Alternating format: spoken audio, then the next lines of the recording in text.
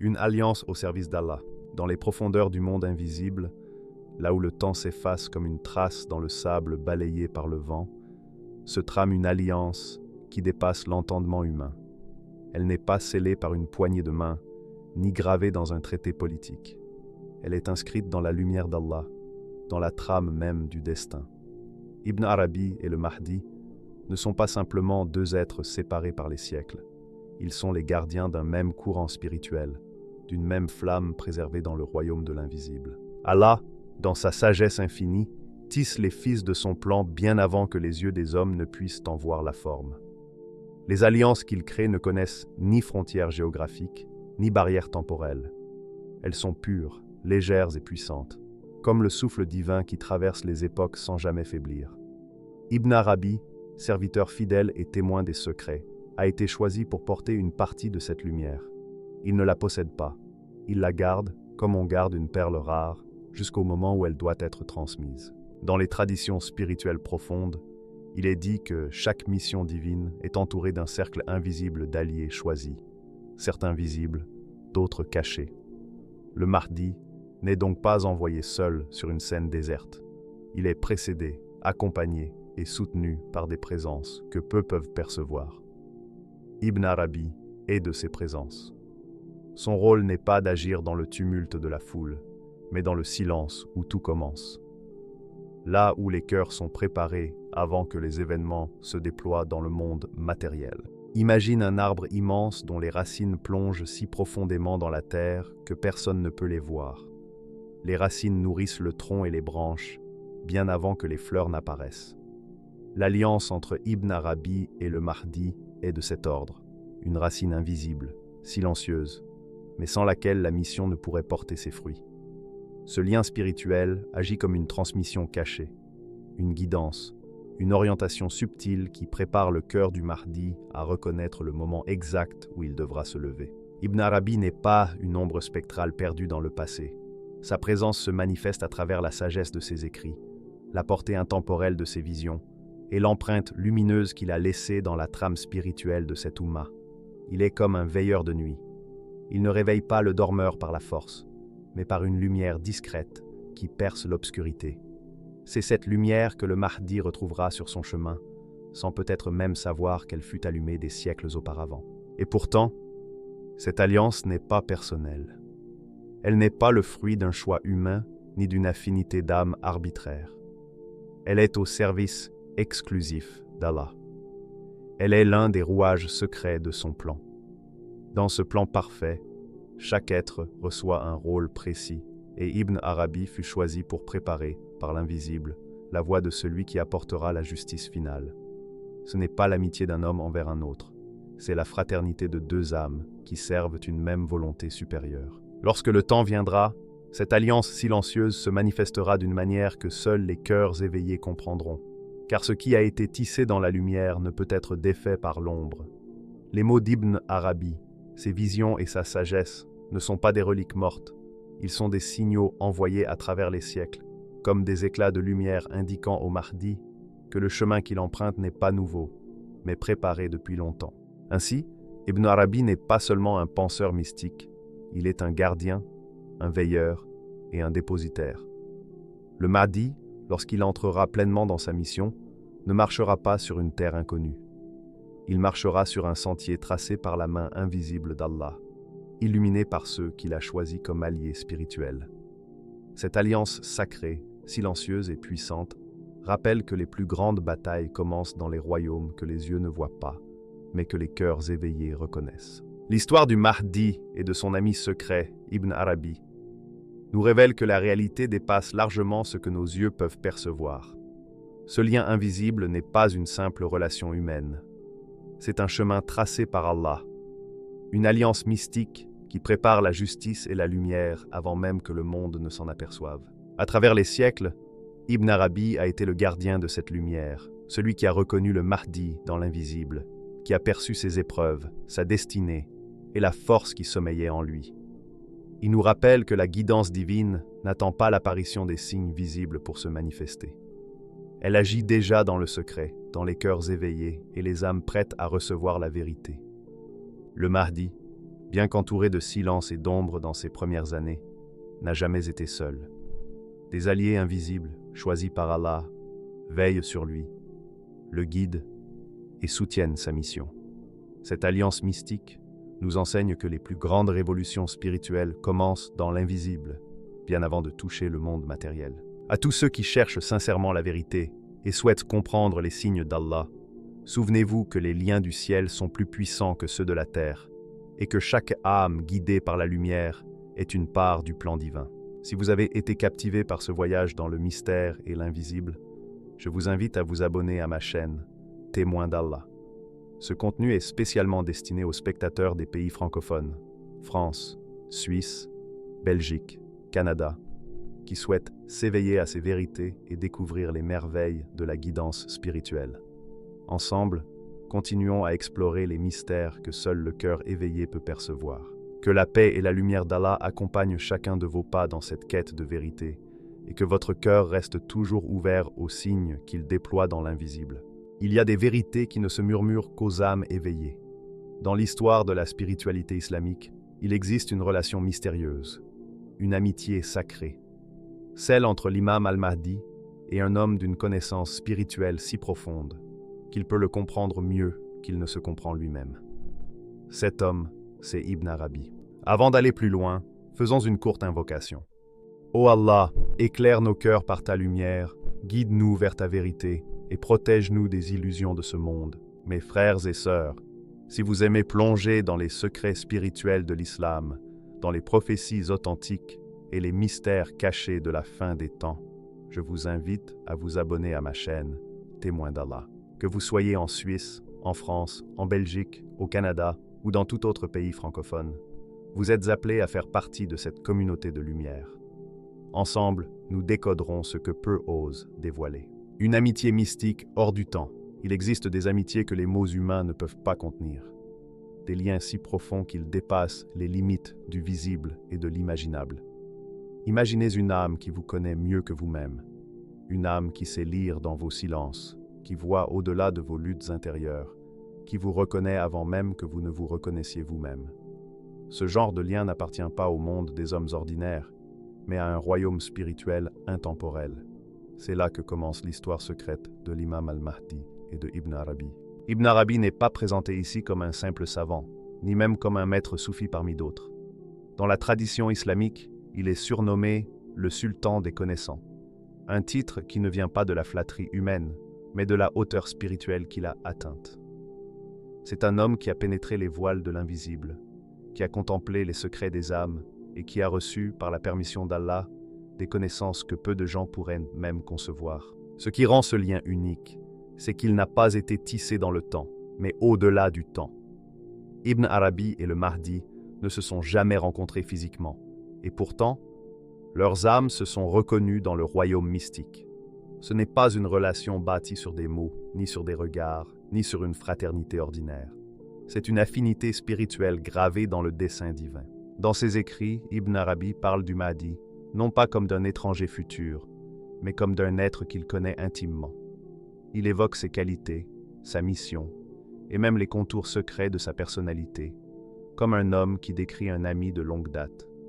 Cette précision troublante ne relève pas de la spéculation, mais d'une vision intérieure que seule une âme éveillée peut recevoir. Imaginez un peu, avant même que le Mahdi ne se manifeste au monde, avant même qu'il n'ait conscience de sa propre mission, quelqu'un l'avait déjà reconnu. Quelqu'un avait déjà perçu sa lumière dans les sphères invisibles. Ce n'est pas une simple prophétie, c'est une reconnaissance spirituelle. Dans le silence de la nuit, alors que les yeux des hommes sont fermés, il existe des âmes qui veillent, qui observent, qui se rencontrent dans des espaces que la langue humaine ne peut décrire. Ibn Arabi était de ceux qui vivent dans cette conscience subtile. Pour lui, le Mahdi n'était pas seulement une figure attendue, mais un compagnon d'âme, un être dont la venue était déjà inscrite dans la toile invisible de l'histoire. Cette amitié n'est pas à comprendre comme une proximité humaine classique. C'est une préparation divine. Le Mahdi, dans son cheminement, traverse des phases de silence, de solitude et d'incompréhension. Pendant que le monde l'ignore, une main spirituelle veille déjà sur lui dans le mystère. Ibn Arabi fait partie de cette architecture céleste invisible qui accompagne le Mahdi bien avant qu'il ne prenne conscience de son rôle. Cette réalité peut sembler lointaine, presque irréelle, mais elle est au cœur même des plans divins. Car Allah, dans sa sagesse infinie, ne prépare pas une mission de cette envergure sans tisser autour d'elle un réseau invisible de soutien spirituel. Ibn Arabi est l'un de ces soutiens. Il n'est pas seulement le témoin des secrets prophétiques, il est un allié invisible, une conscience éveillée qui reconnaît l'imam avant le monde. Et ce lien est plus qu'un symbole mystique.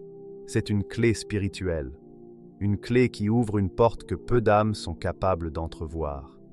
Celle du royaume des reconnaissances préexistantes, là où les âmes des élus se croisent avant même leur incarnation dans l'histoire visible. C'est là que réside le premier grand secret de cette amitié mystique. Le Mahdi n'est pas seul dans son histoire. Quelqu'un l'a connu avant lui. Quelqu'un l'a reconnu sans qu'il parle. Quelqu'un a ressenti sa lumière avant qu'elle ne se lève sur le monde. Cette relation n'est pas écrite dans les livres des hommes.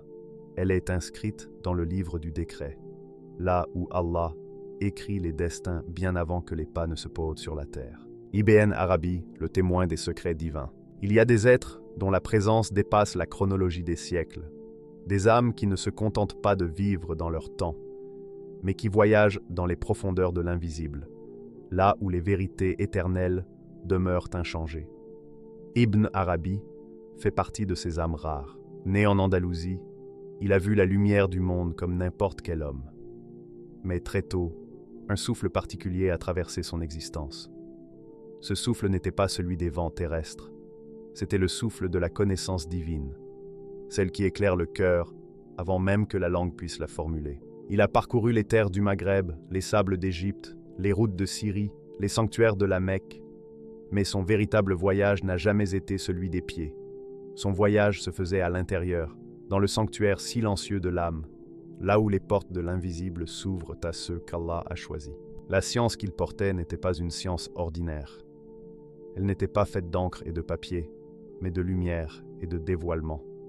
Les maîtres de son temps l'écoutaient avec respect, car ils savaient qu'il parlait depuis un lieu que peu avaient foulé. Les mots qu'il prononçait semblaient venir d'un autre monde, comme si derrière chaque phrase se cachait une immensité silencieuse. Dans ses écrits, il évoque une figure qu'il n'a jamais rencontrée dans ce monde matériel, et pourtant qu'il décrit comme si elle se tenait devant lui, le Mahdi. Non pas un homme abstrait, non pas un symbole politique ou militaire, mais une âme vivante, une lumière réelle qu'il reconnaît intérieurement. Il ne parle pas de lui avec distance, mais avec la douceur de celui qui connaît sans voir, qui ressent sans toucher. Pour Ibn Arabi, le Mahdi n'est pas une prophétie suspendue dans un avenir incertain. Il est un ami spirituel, un compagnon d'âme déjà présent dans l'éternité, reconnu avant même que le monde ne prononce son nom. Il connaît les contours de son être, la force cachée dans sa poitrine, les tempêtes qu'il devra traverser et la lumière qu'il apportera à un monde fatigué de l'obscurité. Dans les traditions spirituelles les plus profondes, certains saints sont décrits comme des miroirs. Ils ne créent pas la lumière, mais ils la reflètent.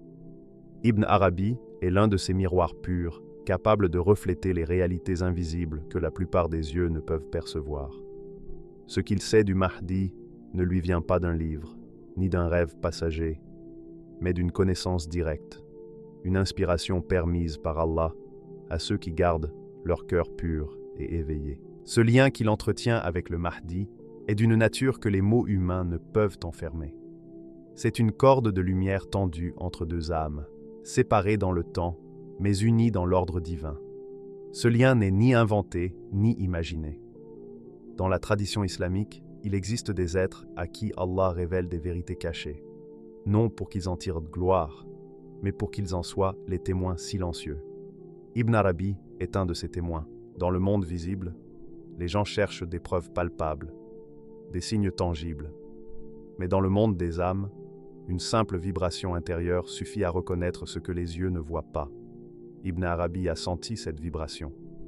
Il a perçu la présence du Mahdi comme on reconnaît une lumière familière au milieu des ténèbres. Il savait qu'un jour, cet homme apparaîtrait. Qu'un jour, le monde tremblerait sous le poids de la justice qu'il portera. Et, dans l'ombre de cette attente, il l'a aimé comme on aime un frère d'âme, un allié de la même lumière, un porteur du même flambeau céleste. Ce lien n'est pas une simple image poétique. Il est une réalité spirituelle, une réalité qui rappelle que l'histoire visible n'est que la surface. En dessous, dans les profondeurs silencieuses, les destins sont déjà liés, les alliances déjà tracées, les cœurs déjà préparés.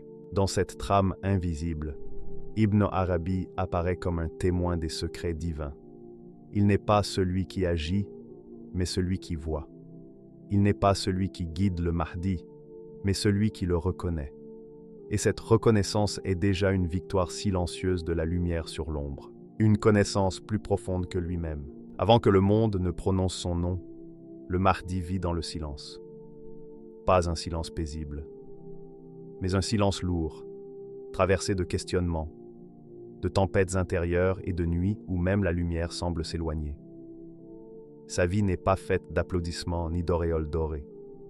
Elle est tissée d'épreuves discrètes, de blessures invisibles et d'une quête intérieure qu'il ne comprend pas toujours lui-même. Il se regarde dans le miroir du monde, mais ce reflet ne lui donne aucune réponse. Il ressent une force en lui, mais cette force ne parle pas encore. Elle se cache, comme une flamme étouffée sous la cendre, attendant le moment choisi par Allah pour jaillir. Le Mahdi traverse une période de solitude radicale, une sorte de désert spirituel où aucune voix humaine ne peut vraiment le comprendre. Et pourtant, quelque part, dans l'invisible, quelqu'un le connaît mieux qu'il ne se connaît lui-même. Ce quelqu'un, c'est Ibn Arabi. Non pas comme un homme vivant à ses côtés, mais comme une âme témoin, une conscience éveillée dans l'invisible. Tandis que le Mahdi cherche encore à se comprendre, Ibn Arabi l'a déjà reconnu. Il n'attend pas que les signes extérieurs se manifestent pour le croire.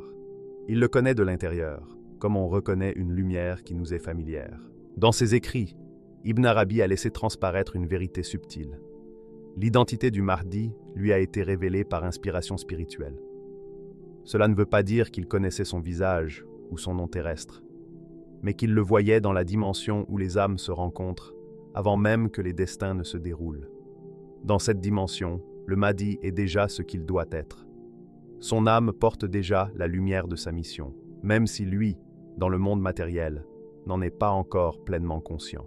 Pendant que le Mahdi doute, pendant qu'il cherche, pendant qu'il se sent étranger dans un monde qui ne le comprend pas, Ibn Arabi sait. Il sait la nature spirituelle de celui que le monde ignore encore. Il sait que derrière cette apparente confusion, il y a une architecture divine précise, un plan dont les contours sont tracés depuis longtemps. C'est là que réside la profondeur de ce lien. Ibn Arabi le lit comme un livre ouvert. Pas le livre des apparences, mais celui des essences. Il voit les cicatrices invisibles de son âme, les épreuves secrètes qui forgent sa force, les prières silencieuses qu'il adresse dans la nuit. Il perçoit ce que personne autour du Mahdi ne peut percevoir. Imagine un homme entouré de regards humains, mais dont aucun regard ne le comprend vraiment. Et dans ce brouillard d'incompréhension, une seule âme, invisible à ses yeux, le reconnaît. Pas à cause de ses actes, pas à cause de sa parole, mais à cause de ce qu'il est au fond de lui. Cette reconnaissance n'est pas humaine. Elle est spirituelle, inscrite dans le royaume du mystère. Cette connaissance n'est pas une information qu'on possède, c'est une intuition directe, une lecture lumineuse. Ibn Arabi n'a pas eu besoin d'un signe extérieur. Il a ressenti le Mahdi comme on ressent une lumière derrière un voile. Cette perception dépasse le temps et l'espace. Elle traverse les siècles, elle ignore les distances, elle ne dépend d'aucune rencontre physique. Elle est le fruit d'une permission divine. Cette relation unilatérale est pourtant d'une puissance incroyable. Le Mahdi ne sait pas encore qu'il est connu, mais il est déjà reconnu. Tandis que lui se cherche, Allah a déjà placé sur lui un regard spirituel. Tandis qu'il pense être seul, quelqu'un veille dans l'invisible. Ce regard, cette connaissance silencieuse, c'est comme une main spirituelle posée sur son épaule, sans qu'il en ait conscience. Et si le Mahdi traverse cette période d'ombre, c'est précisément parce que cette lumière veille déjà sur lui. C'est une préparation qui n'est pas visible aux yeux humains, mais qui oriente son cœur sans qu'il en saisisse encore toute la portée. Avant que la foule ne l'acclame, avant que les armées ne se lèvent, avant que les prophéties ne s'accomplissent, il y a ce moment intérieur. Ce moment où il est connu dans l'invisible par une âme qu'il a reconnue bien avant le monde. Ibn Arabi incarne cette connaissance. Et dans ce silence partagé à travers les âges, Allah trace le chemin de la destinée.